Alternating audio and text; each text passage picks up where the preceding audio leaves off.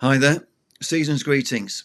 And a year on from Sir Jim Ratcliffe taking control of football operations at Manchester United and becoming part owner, I just wanted to say a few things about how I think things are working out, or more to the point, why we're in an even deeper mess than we were a year ago. Don't get me wrong, I really like Ruben Amorim. But as I've said previously on this channel, expecting our new head coach to fix Manchester United mid-season is just not going to happen. The way Jim Ratcliffe and Ineos have mismanaged this football club in year one has been exposed as all talk and amateur hour decision making. And I say that as someone who has supported Jim Ratcliffe from day one. There's still time for Ratcliffe to get things right, of course, but so far I'm really disappointed at the way he's been running the club. Sacking Erik ten Hag weeks after giving him a new contract was scandalous, whether you were Erik in or Erik out. Appointing Dan Ashworth as sporting director, telling us he was best in class, then sacking him weeks later was another aberration. Forcing Ruben Amorim to take over mid-campaign when he begged the club to let him complete the season with Sporting so he could take over in the summer was another gross error. It would have made a lot more sense to let Ruud van Nistelrooy carry on until the end of the season. OK, allowing Ruud to walk away from the club after the best win ratio in the history of the club was understandable when Ruben arrived with an army of coaches. But expecting Amorim to make square pegs fit in round holes by making United play a 3-4-3 formation we just don't have the players for is utter madness. Ruben needs a plan B, or he needs a lot of new players in the transfer window. Clearly, Marcus Rashford does not fit into the Ruben Amorim system, whether that's 3-4-3 or 3-4-2-1.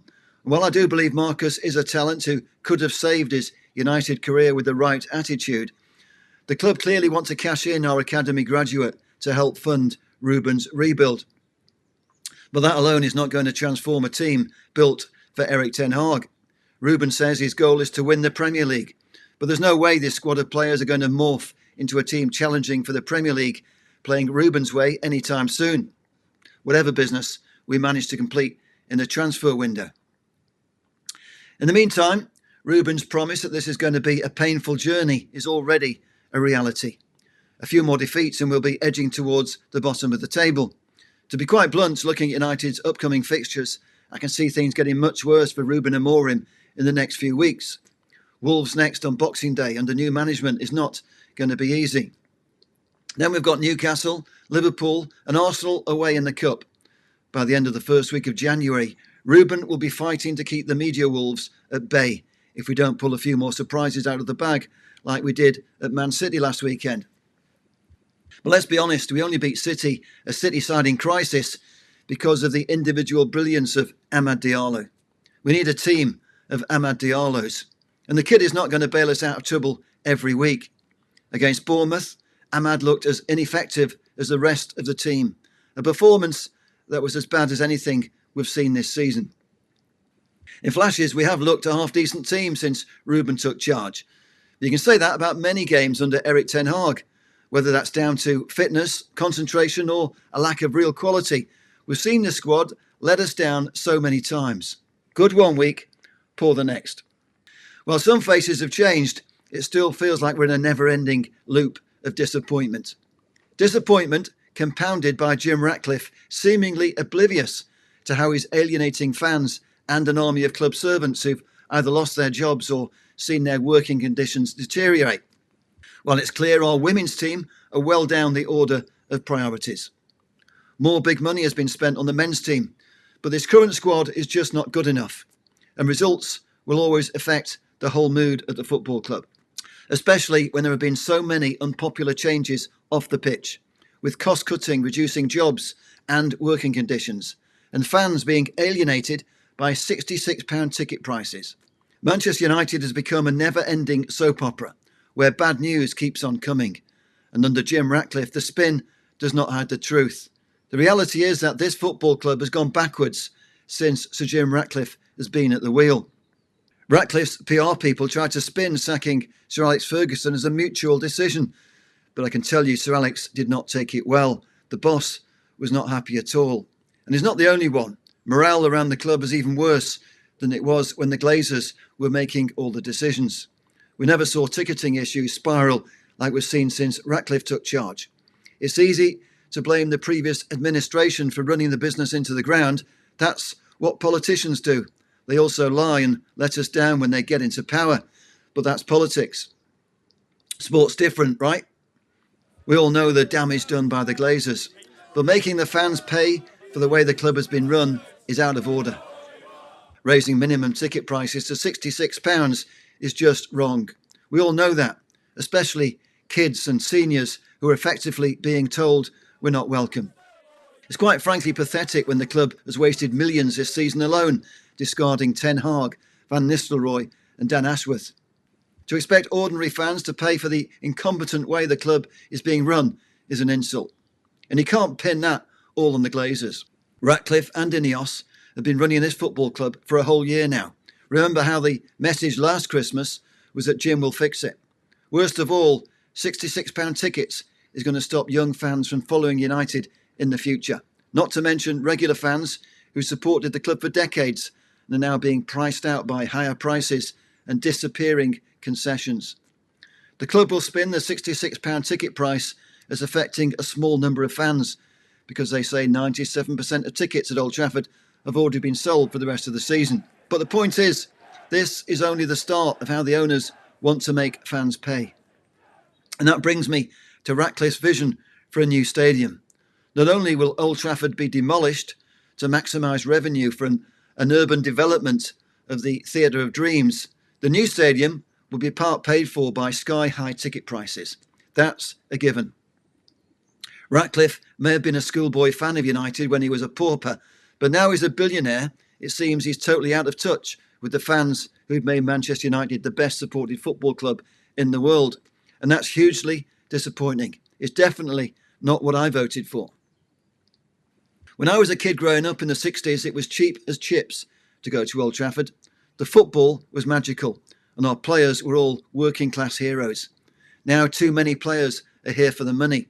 The owners want to make going to watch United like going to a West End theatre, super expensive and tailored for corporate high-end rollers who have deep pockets.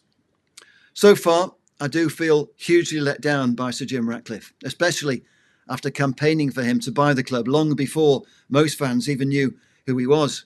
He was always our best chance of avoiding state ownership by Qatar, which I'm still passionately against. But the problem is that Ratcliffe is turning out to be a dictator in devil's clothes.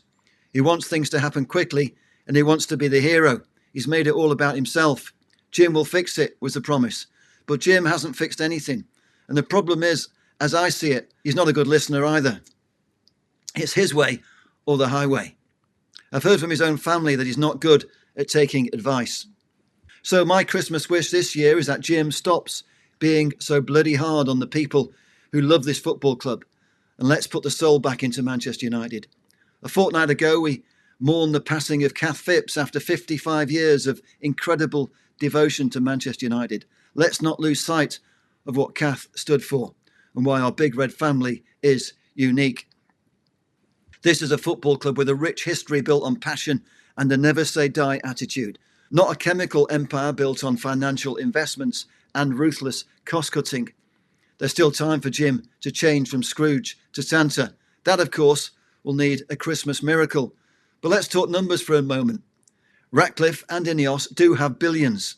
So Jim's own personal fortune is somewhere between 20 and 30 billion pounds, depending on which rich list you refer to. That's a lot more money than the mysterious sheikh we've never heard from. His reported personal wealth is less than 2 billion. Truth is, Ratcliffe and Ineos could easily play for a new stadium and fix Old Trafford too, without expecting anyone else to pay. What's a couple of billion when you're worth at least 10 times that much? I know Ratcliffe has already invested heavily, but it's not like he's invested in a football club that's not worth its weight in gold. Not if it's run properly, that is. And the disappointment after a year in charge that it's not going well despite some impressive appointments to run the football club. Omar Barada is clearly a formidable chief executive, and Jason Wilcox has a great reputation. But so did Dan Ashworth, and maybe there were just too many chiefs. Whatever the reason, we've gone backwards this season. We have to improve in year 2 of this new football structure. In his first year pulling the strings, Ratcliffe's erratic meddling has just not worked. He's treating Manchester United like an ordinary business and the people who've dedicated their lives to United like disposable assets. He's not going to make this work unless he wakes up and respects what makes United special. And he's going to need to spend a lot more money. Unless he backs Ruben Amorim big time in this upcoming winter transfer window, then he's really expecting mission impossible.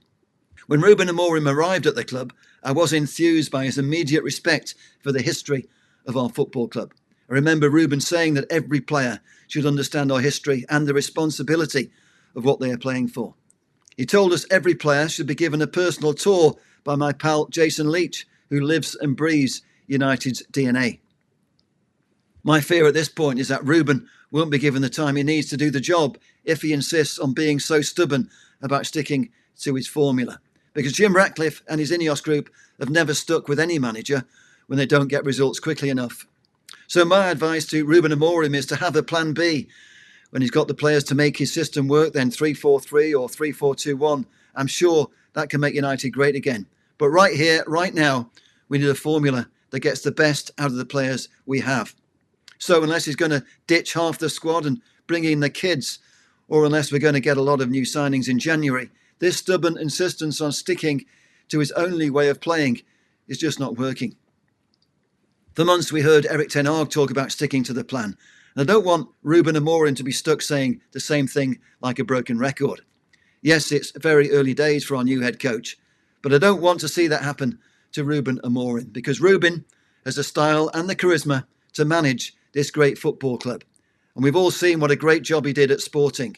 Replicate that success story at Manchester United, and Ruben Amorim really will be a new special one.